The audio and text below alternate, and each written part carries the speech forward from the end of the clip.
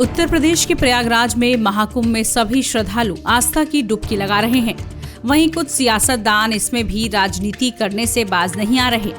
दरअसल समाजवादी पार्टी के राष्ट्रीय अध्यक्ष और यूपी के पूर्व मुख्यमंत्री अखिलेश यादव ने 26 जनवरी के दिन प्रयागराज महाकुंभ में आस्था की डुबकी लगाई।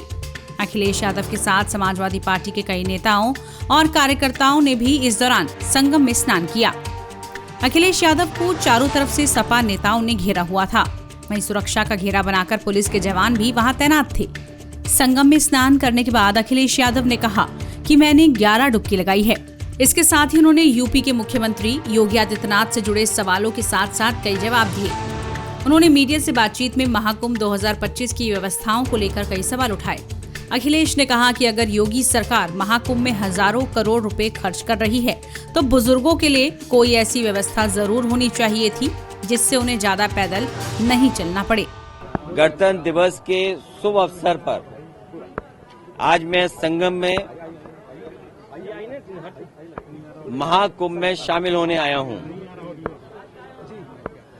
महाकुंभ में शामिल होने आया हूं। हमारी कामना है कि जनता सुख समृद्धि और खुशहाली के रास्ते पर जाए। जनता का कल्याण के लिए संकल्प करने, कामना करने भी आए हैं। जहां ये कुंभ, जिस स्थान पर संगम है, 3 नदियां मिलती हैं, गंगा, यमुना, सरस्वती। हमारी यही कामना है कि सौहार्द, सद्भावना और सहनशीलता बनी रहे। महाकुंभ के आयोजन में ये पौराणिक है कि बिना बुलाए और अपने आप सब लोग आते हैं। अपनी व्यक्तिगत आस्था है उनकी सबकी। आज हमें भी मौका मिला है। मैं आज महाकुंभ में स्नान कर करके जा रहा हूं। मैंने 11 डुबकी लगाई हैं। सर, योगी जी ने कहा यूपी का बंटवारा नहीं होना चाहिए, क्या कहेंगे आप? देखिए, बंटवारे और नकारात्मक राजनीति के लिए जगह नहीं है। आज कुंभ का तो यही संदेश होना चाहिए, सकारात्मक संदेश होना चाहिए। और आज के दिन यही संकल्प हो कि जब कभी भी हमें याद आए कुंभ, तो हमें सौहार्द, सद्भावना और सहनशीलता हमेशा बनी रहे।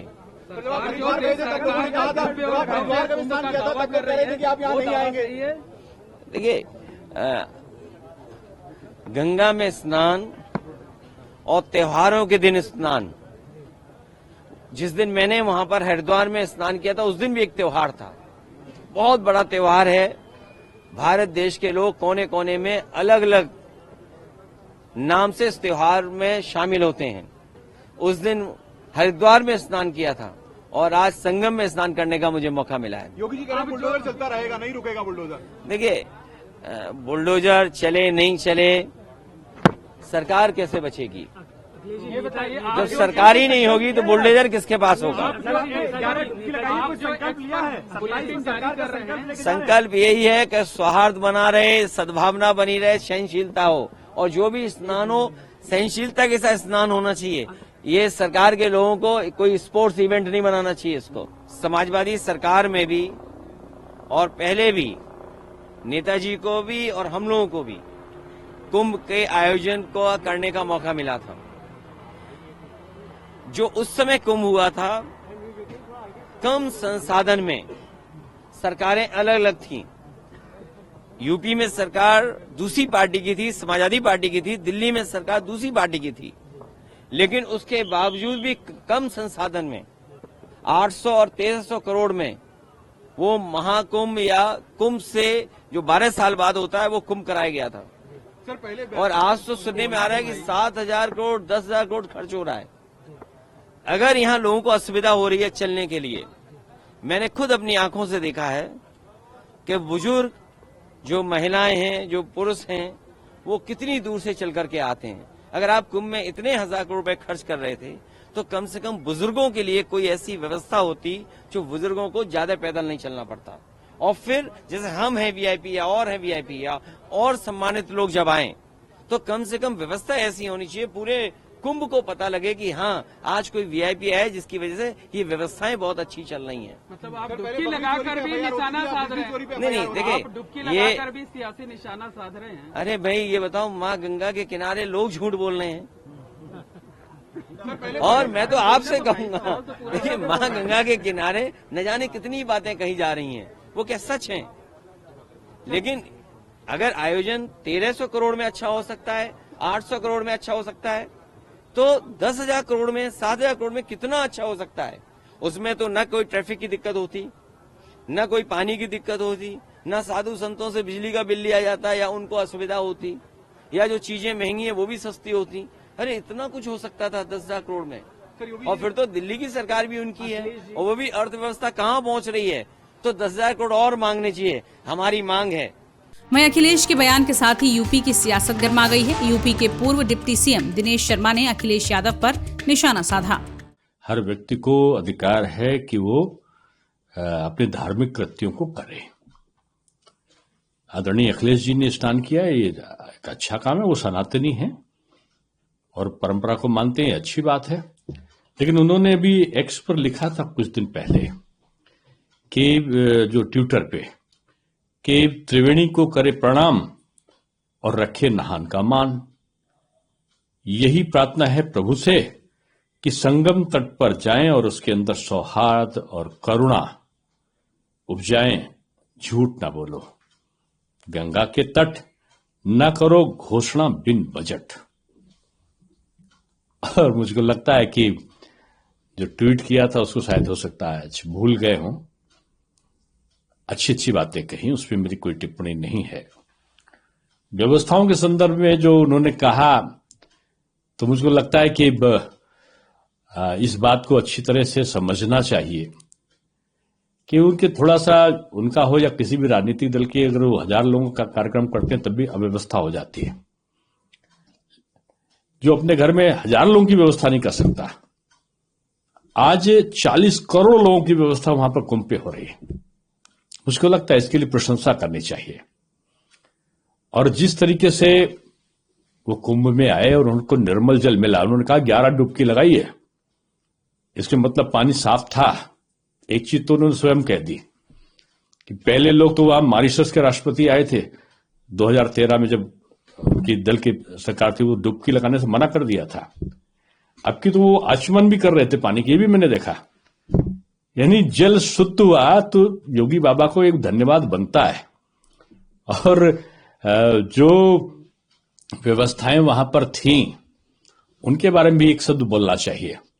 हालांकि उन्होंने ये बात को कहा कि 800 करोड़ खर्च किए थे, लेकिन ये नहीं कहा कि उसमें 2 करोड़ लोग आए थे। आज अगर उन्होंने कहा कई 1000 करोड़ लगाए, तो आज ये भी कहना चाहिए 40 करोड़ लोग आ रहे हैं। दुनिया का सबसे बड़ा इंतजाम है और पहले जितनी व्यवस्था की गई थी उससे कई 100 गुना ज्यादा व्यवस्था इस बार है। इसकी प्रशंसा जरूर करनी चाहिए, क्योंकि गंगा में स्नान किया ना, गंगा में स्नान करने के बाद झूठ थोड़ी बोला जाता है। वहीं महाकुंभ पहुंचे श्रद्धालुओं ने अखिलेश के इस बयान पर क्या कुछ प्रतिक्रिया दी, सुनिए। समाजवादी पार्टी के सुप्रीमो अखिलेश यादव आज प्रयागराज पहुंचे और आज उन्होंने संगम में डुबकी भी लगाई। इसी लेकर यहाँ के साधु संत क्या कहते हैं। गुरुजी, आज अखिलेश यादव पहुंचे और संगम में डुबकी लगाई, क्या कहना है आपका? देखिए, अखिलेश यादव भी अपने जो पाप किए हैं वो पापों को धोने आए।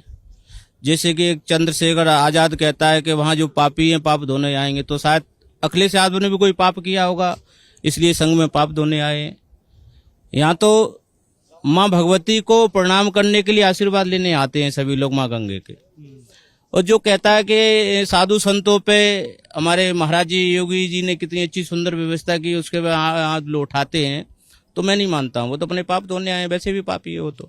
लेकिन राम मंदिर, रामलला के दरबार में कभी नहीं गए, वो यहाँ आए हैं बहुत, जब सवाल खड़े किए गए तो। राम जी के दर्शन उनके भाग्य में है नहीं ना। जो पाप करता है उसके भाग्य में राम जी के दर्शन है नहीं ना। यहाँ गंगा जी पे पहले पाप धो लेंगे तब शायद तब राम जी के दर्शन मिल जाएंगे उनको। राम जी की भी कृपा हो जाएगी, क्या कहेंगे?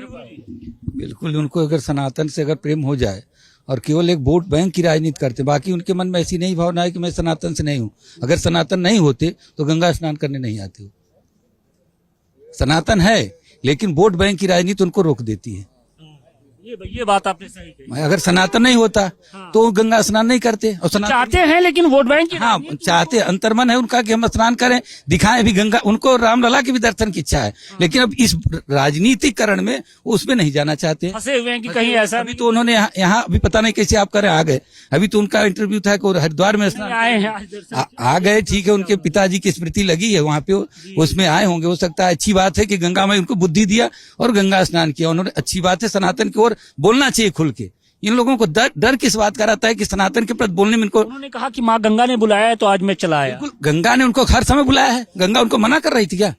उनको वोट बैंक मना कर। कौन सी शक्तियां हैं जो उनके पैर बांध देती हैं? शक्तियां कुछ नहीं है, वोट बैंक शक्ति है। और वोट बैंक को एक इनका पहले से बंधा हुआ है जिसको वो सोचते हैं कहीं बिगड़ न जाए, और वो उस बिगड़ने में आ गए हैं, अब बिगड़ रही है। तो क्या लगता है कि संगम से जो सद्बुद्धि मिली होगी वो अयोध्या भी जाएंगे? हो सकता है। क्योंकि मिल्कीपुर में चुनाव भी होने वाले मिल्कीपुर चुनाव हो रहा है, इसलिए अयोध्या भी जाएंगे। वो उनको जाना ही पड़ेगा। हैं। सही कह रहे हैं महाराज जी। महाराज जी एकदम सही कह रहे हैं। अभी उनकी जो पिताजी की जो मूर्ति लगी है, हम गए थे, हमारे दोस्त हम वहाँ पे, तो वहाँ पे ऐसा लग रहा है कि उन्होंने मानो एक बहुत बड़े महंत कर दिए हैं उन्होंने, मगर वैसा कुछ भी नहीं है।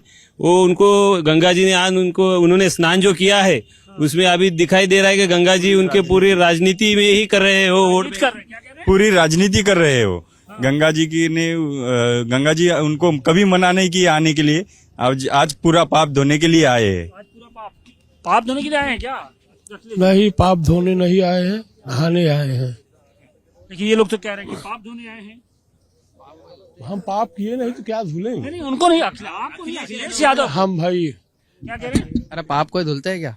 बीच में पितामह जी गंगा पुत्र थे, तो उनको ही उनके कर्मों की सजा मिली। जैसे कोई पाप धुल रहे क्या गंगा में नहाने से? बता दें, अखिलेश यादव लगातार अलग अलग मंचों से महाकुंभ में इंतजामों को लेकर सवाल उठा रहे हैं। इससे पहले जब महाकुंभ में आग लगने की घटना सामने आई थी, तब भी अखिलेश और उनकी पार्टी के नेताओं ने योगी सरकार को घेरने की कोशिश की थी। अखिलेश यादव इससे पहले 2013 और 2019 के कुंभ में डुबकी लगा चुके हैं। 2013 में जब महाकुंभ हुआ था, तब उस समय प्रदेश में समाजवादी पार्टी की ही सरकार थी। कुंभ के सफल आयोजन के लिए अखिलेश यादव को हार्वर्ड यूनिवर्सिटी से आमंत्रित भी किया गया था। इसका जिक्र अखिलेश यादव ने अपने हर कार्यक्रम में किया भी है।